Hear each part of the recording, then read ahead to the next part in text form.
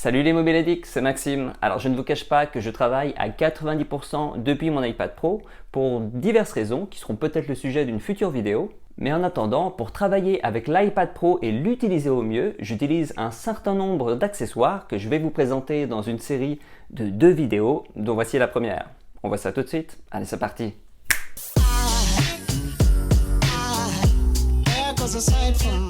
Le premier accessoire que je vais vous présenter, c'est la protection pour écran de la marque Moshi que j'utilise sur mon iPad Pro. Alors j'aime bien cette protection puisqu'elle a un toucher mat qui est assez agréable au toucher et qui agrippe bien le doigt. Et ce que j'aime bien surtout avec cette protection, c'est qu'elle a un côté anti-reflet qui va atténuer les reflets qui sont liés au soleil. Et ça c'est vachement bien puisque ça permet d'utiliser et surtout de lire l'iPad quand vous l'utilisez en plein soleil. En temps normal, c'est très dur d'utiliser ou de lire l'écran d'un iPad quand vous l'utilisez en plein soleil. Un autre point appréciable avec cette protection, c'est qu'elle diminue beaucoup les traces de doigts et les autres taches sur l'écran. Du coup, il y a moins besoin de souvent nettoyer l'écran, en particulier si vous êtes un maniaque des traces sur l'écran comme moi.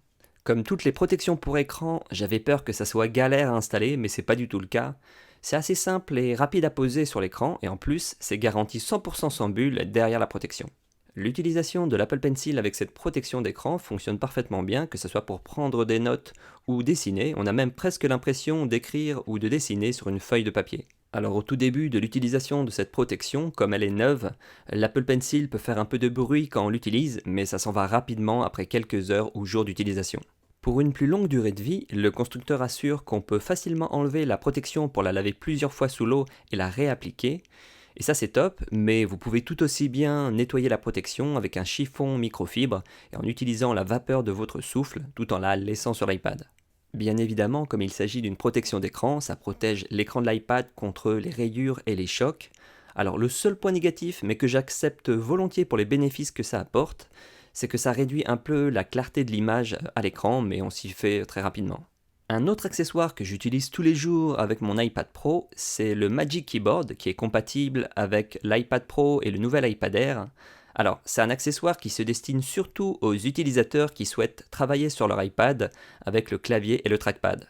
Si vous consultez principalement du contenu comme de Netflix, vous lisez des livres ou encore vous consultez les réseaux sociaux sur votre iPad, alors je vous conseille pas vraiment cet accessoire.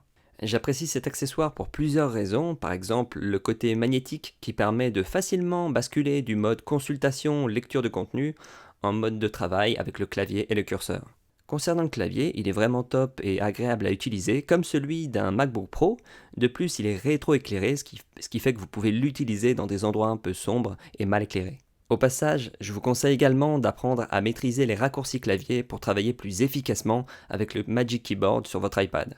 De son côté, le trackpad va grandement faciliter certaines tâches et la navigation sur l'iPad, alors à condition de connaître les gestes tactiles, et j'en parle dans ma vidéo sur le Magic Keyboard, où je vous montre les raccourcis clavier et les gestes trackpad à connaître et utiliser pour travailler plus efficacement et rapidement sur votre iPad Pro. J'aime bien aussi le fait qu'on puisse recharger l'iPad en utilisant le port USB-C du Magic Keyboard, ce qui va libérer le port USB-C de l'iPad pour y brancher différents accessoires. Ce Magic Keyboard, vous pouvez l'utiliser de plusieurs façons différentes, et là encore, je vous redirige vers ma vidéo sur les astuces du Magic Keyboard, dont j'ai mis le lien dans la description de la vidéo. Outre son prix ainsi que son poids élevé, mais qui est nécessaire pour assurer une bonne stabilité de l'ensemble, je regrette que Apple ait utilisé un silicone texturé pour cet accessoire, parce que ça peut facilement prendre les traces de rayures si vous le posez sur une table qui a des débris ou si vous le transportez dans un sac avec d'autres objets. De plus, les tranches de l'iPad ne sont pas protégées. C'est pour ça que je l'utilise avec un autre accessoire de transport, le Magic Sleeve, que je vous présente un peu plus tard dans cette vidéo, donc restez avec moi. Je ne vous cache pas que les câbles d'Apple sont pas vraiment connus pour leur résistance, je les trouve trop courts généralement et trop fragiles. Du coup, j'utilise un autre câble bien plus résistant et plus pratique à utiliser car il est plus long. Et j'utilise donc ce câble de 2 mètres en nylon tressé qui me permet de l'utiliser dans de nombreux endroits où la prise électrique est éloignée, comme par exemple les cafés, les espaces de coworking, les amphithéâtres, ou encore quand je suis installé dans un canapé ou une chambre d'hôtel. Quand je suis en train de travailler en extérieur dans un café ou un espace de coworking, je branche souvent ce câble de 2 mètres sur le port USB-C du Magic Keyboard. Le côté en nylon tressé rend aussi le câble bien plus résistant que le câble en plastique d'Apple, et au passage c'est aussi un câble que vous pouvez utiliser pour votre MacBook ou Nintendo Switch. Voici un accessoire presque indispensable avec votre iPad Air ou iPad Pro, à moins que vous utilisiez uniquement ce dernier pour consulter du contenu. Je parle de l'Apple Pencil de deuxième génération qui vous permet de prendre des notes manuscrites, de dessiner, d'annoter des bouquins ou des documents et des cours, ou encore de remplir des formulaires et des documents PDF, et de les renvoyer par mail au lieu par exemple d'avoir à les imprimer en version papier pour les remplir et les renvoyer par la poste. Les utilisations de l'Apple Pencil sont multiples et je compte bien vous montrer plus de 15 cas d'utilisation dans une prochaine vidéo. Ce que j'apprécie avec l'Apple Pencil 2, c'est qu'il corrige tous les défauts du premier modèle avec un système de recharge et d'attache magnétique sur la tranche de l'appareil pour ne plus perdre ce dernier quand vous le posez sur une table. De plus, il est possible d'utiliser différentes options d'édition et de retouche en effectuant un double tap sur le Pencil. Voici l'accessoire de transport et de travail que j'utilise conjointement avec le Magic Keyboard, et la meilleure façon de le décrire serait de dire qu'il s'agit d'une housse de transport qui se déploie pour devenir un tapis de bureau et sur lequel est posé le Magic Keyboard. Cela permet de travailler sur n'importe quelle surface et d'éviter les rayures et autres dégâts sur le Magic Keyboard, et en même temps ça fait un repose-main plutôt agréable lors de longues sessions de travail sur l'iPad.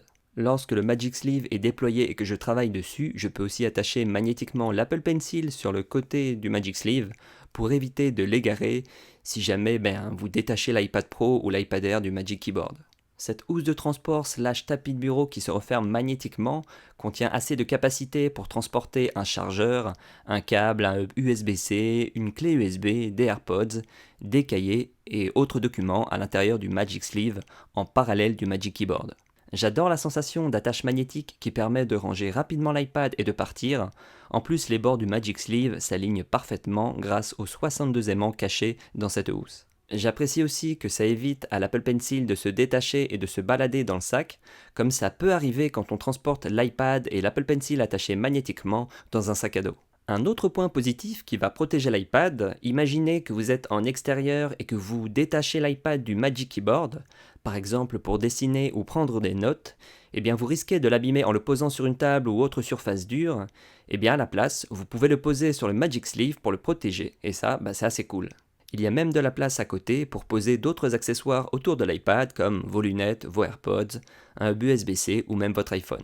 Il s'agit d'un produit d'exception puisqu'il est fabriqué à la main par un créateur qui se trouve à New York et le matériau qui est utilisé est de la laine Merino avec un revêtement qui permet au liquide de glisser dessus et ne pas être absorbé par la laine. Et c'est cool si jamais vous renversez un liquide dessus ou si vous prenez une averse dehors. Il est possible que vous remarquiez des petites fibres de laine qui se détachent au début de l'utilisation, mais c'est normal car le produit est neuf et ça s'arrêtera avec le temps qui passe, comme un bon cuir qui devient plus souple et qui patine avec le temps.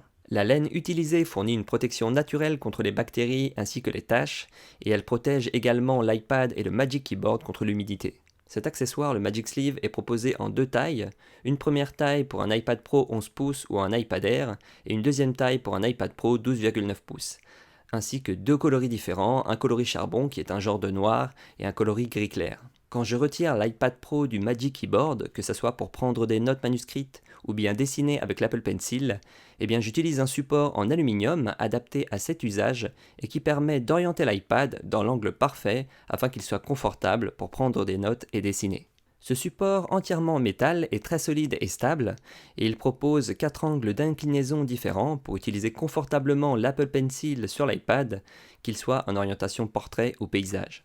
Il est compatible avec le nouvel iPad Air, l'iPad Pro 11 pouces ainsi que le grand iPad Pro 12,9 pouces. Il intègre des patins antidérapants sur le support et sur les pieds afin d'éviter que l'iPad ne glisse hors du support, mais aussi pour éviter que le support ne glisse même lorsqu'il est posé sur une surface lisse. Quand vous ne l'utilisez pas, ce support se range très facilement dans un sac en se repliant pour adopter une forme de feuille A4. Et c'est un accessoire qui se destine principalement aux utilisateurs qui dessinent et prennent souvent des notes avec l'Apple Pencil. Si vous voulez sauvegarder vos photos et vidéos sur un disque dur physique, ou si vous travaillez avec votre iPad et que vous voulez sauvegarder vos travaux, ou encore si vous manipulez souvent des fichiers volumineux, il devient presque indispensable d'investir dans un disque dur externe. C'est pour ça que j'utilise ce disque dur externe de la marque Samsung qui se branche directement sur le port USB-C de l'iPad Pro sans avoir besoin d'un adaptateur. Ce que j'apprécie, c'est qu'il a la taille d'une carte bleue, il est donc compact et facilement transportable, et vous pouvez accéder aux fichiers du disque dur en passant par l'application Fichiers sur votre iPad. Il est toujours intéressant d'utiliser un disque dur externe avec son iPad Air ou iPad Pro, que ce soit pour sauvegarder des photos et vidéos et des fichiers, ou encore pour faire du montage vidéo avec des fichiers volumineux, ou encore du montage audio, voire même échanger des fichiers volumineux. Le disque dur externe que j'utilise avec mon iPad Pro existe en 4 capacités. Il y a 250 Go, 500 Go, c'est celui que j'utilise. Il y a aussi une version 1 Tera et 2 Tera. Et il est aussi fourni avec deux câbles, un câble USB-C vers USB-C et un autre câble USB-C vers USB-A. Alors ça m'est déjà arrivé de perdre tout le contenu d'un disque dur externe après la chute de celui-ci par terre, et c'est pour ça que j'utilise et je recommande désormais une housse de protection et de transport pour ce disque dur externe. Ça coûte pas cher et ça peut vous sauver les fesses, ou plutôt les fesses de votre disque dur, et dedans vous mettez le disque dur et il y a aussi un emplacement pour ranger les câbles.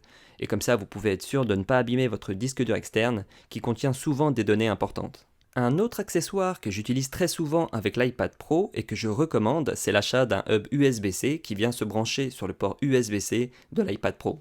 Cela va permettre de brancher de nombreux accessoires et périphériques sur votre iPad, comme une clé USB, un micro externe, un disque dur, une carte SD ou encore un écran de télé et d'ordinateur. Du coup, l'utilisation d'un hub évite d'avoir à transporter de nombreux adaptateurs. Moi personnellement, j'utilise ce hub de la marque Vava qui comporte plusieurs ports, avec notamment 3 ports USB-A, 2 ports pour brancher une carte SD et micro SD, un port Ethernet qui va permettre d'avoir l'internet en filaire sur l'iPad, un port HDMI ainsi qu'un port USB-C qui va servir à l'alimentation des périphériques branchés sur ce hub. Le seul inconvénient avec la plupart des hubs USB-C vendus sur le marché, c'est qu'ils ont un câble un peu court et donc ça va exercer une pression sur le port USB-C de l'iPad et cela peut potentiellement l'endommager. Et je peux vous dire que les réparations coûtent assez cher en Apple Store. C'est pour ça que moi j'utilise un petit adaptateur USB-C qui forme un angle droit à 90 degrés et va permettre d'éviter que le hub USB-C ne pendouille et exerce une pression sur le port de l'iPad Pro, et comme ça il sera posé bien à plat sur la table à côté de l'iPad. Quand je ne travaille pas sur mon iPad, je regarde énormément de contenu vidéo, que ce soit sur YouTube, Netflix ou encore Amazon Prime. Et pour avoir du bon son, à chaque fois je la connecte à une enceinte externe de la marque Anker que j'adore. Je tiens à préciser qu'il s'agit d'une enceinte Bluetooth qui est plutôt pour la maison, mais qui est facilement transportable d'une pièce à une autre. J'aime bien son look très sympa avec une finition soignée, mais ce que j'apprécie particulièrement, c'est qu'elle propose un excellent son avec une puissance de 30 watts et un son qui reste clair même à 100% du volume avec tous les types de musique. Ce qui m'a fait pencher pour cette enceinte Bluetooth par rapport à toutes les autres, c'est qu'elle propose une fonctionnalité qui va amplifier les basses pour un rendu sonore encore meilleur, en particulier quand il y a du son avec de bonnes basses. Et rien de tel qu'une démo du même son avec et sans la fonctionnalité qui va amplifier les basses.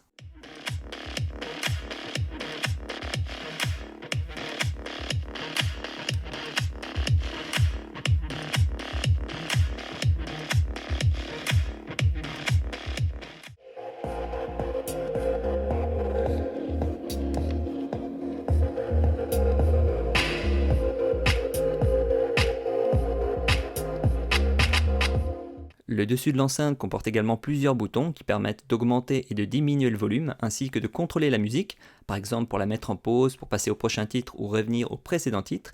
Il y a aussi un bouton qui permet d'activer ou de désactiver la fonctionnalité qui amplifie les basses dans la musique. En dessous de l'enceinte, il y a des pieds antidérapants et anti-vibration, et je tiens également à mentionner qu'elle est étanche, et ça c'est pratique pour l'utiliser en extérieur, par exemple sur la terrasse, sans avoir peur de la pluie ou même des éclaboussures provenant d'une piscine. Il est aussi possible d'associer deux enceintes du même type en sans fil pour doubler le volume et obtenir un super son stéréo. La connexion sans fil à l'enceinte fonctionne super bien avec une connectivité Bluetooth qui a une portée de 30 mètres grâce au support du Bluetooth 5.0. Je peux aussi mentionner une autonomie de 12 heures avec une recharge qui se fait via le câble USB-C qui est fourni avec, pour un temps de recharge de 2h30 et bien évidemment vous pouvez l'utiliser pendant la recharge. Enfin, pour ceux qui aiment bidouiller, il est possible de personnaliser l'égalisateur en utilisant l'app compagnon Soundcore afin d'obtenir le rendu sonore souhaité.